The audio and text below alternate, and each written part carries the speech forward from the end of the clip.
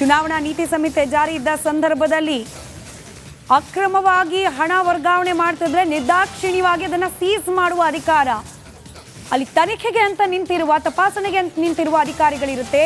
ಆ ಮೂಲಕ ರಾಜ್ಯದ ಮೂಲೆ ಮೂಲೆಯಲ್ಲಿ ಭರ್ಜರಿ ಭೇಟಿಯನ್ನ ಆಡ್ತಾ ಇದ್ದಾರೆ ಅಧಿಕಾರಿಗಳು. ವಿಜಯಪುರದಲ್ಲಿ 2,93,00,000, ರಾಮನಗರದಲ್ಲಿ 1 ಕೋಟಿ ಮೌಲ್ಯದ ಮದ್ಯ, ಕೊಪ್ಪಳದಲ್ಲಿ 34 ಲಕ್ಷ ಹಣ, ಗದಗದಲ್ಲಿ 1 ಲಕ್ಷ ಹಣ, ಹೀಗೆ ಲಕ್ಷ ಕೋಟಿ ರೂಪಾಯಿಗಳಷ್ಟು ಮೌಲ್ಯದ ಬೆಲೆ ಬಾಳುವ ವಸ್ತುಗಳು, ಇನ್ಫ್ಯಾಕ್ಟ್ ಮದ್ಯ ಹಾಗೆ ಹಾರ್ಡ್ ಕ್ಯಾಶ್ ಅನ್ನ ವಶಕ್ಕೆ ಪಡೆಯಲಾಗಿದೆ. ಇನ್ನು ಇಂಟ್ರೆಸ್ಟಿಂಗ್ ಅಂದರೆ ಬೆಂಗಳೂರಿನಲ್ಲಿ ಗೋವಿಂದರಾಜನಗರ ಬಿಜೆಪಿ ಕಚೇರಿ ಬಳಿಯಲ್ಲಿ ಬರೋಬ್ಬರಿ 940 ಅಕ್ಕಿ ಚೀಲಗಳನ್ನು ಸೀಸ್ ಮಾಡಲಾಗಿದೆ. ಅಕ್ಕಿ ಮೂಟೆಗಳನ್ನು ಸೀಸ್ ಮಾಡಲಾಗಿದೆ. ಒಂದು ಕಡೆ ಹಣ, ಮತ್ತೊಂದು ಕಡೆ ಮದ್ಯ, ಮತ್ತೊಂದು ಕಡೆಯಲ್ಲಿ ಅಕ್ಕಿ, ಮತದಾರರಿಗೆ ಆಮಿಷ ಒಡ್ಡುವ ಸಲುವಾಗಿ ಇವೆಲ್ಲವನ್ನ ವರ್ಗಾವಣೆ ಮಾಡಲಾಗ್ತಾ ಇತ್ತ ಒಂದು ಸ್ಥಳದಿಂದ ಒಂದು ಸ್ಥಳಕ್ಕೆ ಅನ್ನೋ ಅನುಮಾನ.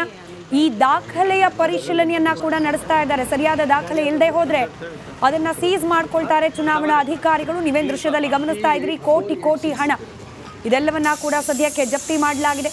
ಹಾಗೆ ಯಾರು ಇದನ್ನ ಸಾಗಿಸ್ತಾ ಇದ್ರು, ಅವರ ಪೂರ್ವಾಪರ, ಹಾಗೆ ಈ ಹಣದ ಮೂಲ ಇದೆಲ್ಲವನ್ನ ವಿಚಾರಣೆಗೆ ಒಳಪಡಿಸಿದ್ದಾರೆ ಚುನಾವಣಾ ಅಧಿಕಾರಿಗಳು. ವಿಜಯಪುರದಲ್ಲಿ, ಕೊಪ್ಪಳದಲ್ಲಿ ಹಾರ್ಡ್ ಕ್ಯಾಶ್ ಹಣ ಸೀಸ್ ಮಾಡಿದ್ರೆ, ಮತ್ತೊಂದು ಕಡೆಯಲ್ಲಿ ಕೋಟ್ಯಾಂತರ ರೂಪಾಯಿ ಮೌಲ್ಯದ ಮದ್ಯವನ್ನ ಸೀಸ್ ಮಾಡಲಾಗಿದೆ. ಹಾಗೆ ಬೆಂಗಳೂರಿನಲ್ಲಿ ಅಕ್ಕಿಯನ್ನ ಸೀಸ್ ಮಾಡಲಾಗಿದೆ, ಅಕ್ಕಿ ಮೂಟೆ. ದೃಶ್ಯದಲ್ಲಿ ಗಮನಿಸ್ತಾ ಇದ್ದೀರಿ, ರಾಮನಗರದಲ್ಲಿ 1 ಕೋಟಿ ಮೌಲ್ಯದ ಮದ್ಯವನ್ನ ಈ ಲಾರಿಯಲ್ಲಿ ಅಕ್ರಮವಾಗಿ ಸಾಗಿಸಲಾಗ್ತಾ ಇತ್ತು. ಹಾಗೆ ಬೆಂಗಳೂರಿನ ಗೋವಿಂದರಾಜನಗರದಲ್ಲಿ ಅಕ್ಕಿ ಮೂಟೆಗಳನ್ನು ಸಾಗಿಸಲಾಗ್ತಾ ಇತ್ತು. ಇದೆಲ್ಲವನ್ನ ಕೂಡ ಸೀಸ್ ಮಾಡಿದ್ದಾರೆ. ಯಾರಿಗೆ ಕೊಡೋ ಸಲುವಾಗಿ ತೆಗೆದುಕೊಂಡು ಹೋಗ್ತಾ ಇದ್ರು ಇದರ ಮೂಲ ಏನು, ಉದ್ದೇಶ ಏನು, ಇದೆಲ್ಲದರ ಪರಿಶೀಲನೆ ನಡೆಸ್ತಾ ಇದ್ದಾರೆ ಚುನಾವಣಾ ಅಧಿಕಾರಿಗಳು.